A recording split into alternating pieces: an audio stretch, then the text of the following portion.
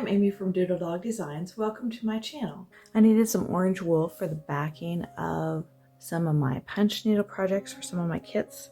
I want my color to be something along the lines of this, and I used some Cushing's dye, and I got this bright orange. It's very bright. It looks a lot like the bright orange vest that construction workers alongside the road wear. It's very vivid and not really what I was looking for. So I'm going to take some of the black walnut dye and I'm going to over dye this orange and try to get something more along the lines of this color. I've got my orange wool soaking in some water with a little bit of dish soap, and I'm going to start my dye. I've got the black walnut, and I'm just going to use a small amount because I can always add more later, but I can't take the dye back off once I get it in there. So I've got these little tiny teaspoons. They're really handy for dyeing. It allows you to get smaller amounts of your dye at one time. I'm going to start with 1/32 of a teaspoon. So I'm going to dump my dye in the pot. And then I'm going to dissolve it in this little pot first, and then I will add it to my big pot where I'm going to dye the fabric. This is a great way to tone down any vivid colors that you have of wool. If you have some that you got at thrift stores or even that you bought new and the colors are just more vivid than you like, you can add a little bit of a dark colored dye to really tone it down. I find it easier to dissolve the dye in a small pot first and make sure it is completely dissolved before I put it in the big pot with a lot of water.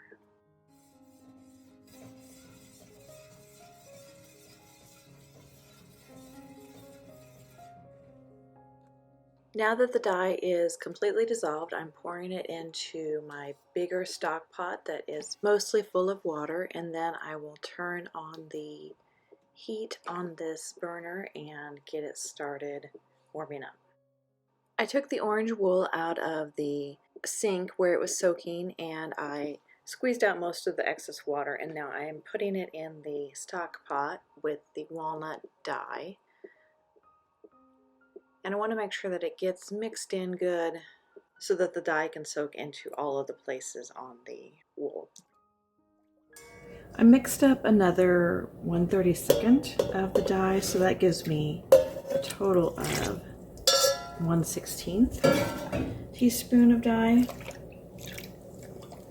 And I've got a little over a yard of fabric here.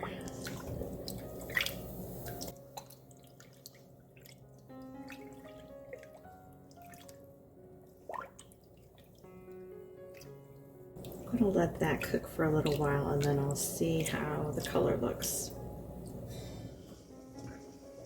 It's been simmering for about 45 minutes now, and I think the color is looking pretty good. It's a lot less vivid. So now I'm going to add some vinegar.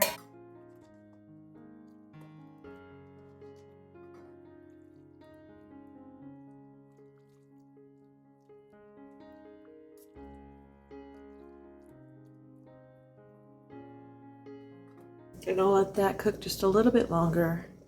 I rinsed the wool and then hung it out to dry. Now that the wool is all dry, you can see that it is considerably less vivid than it was before. It really toned it down.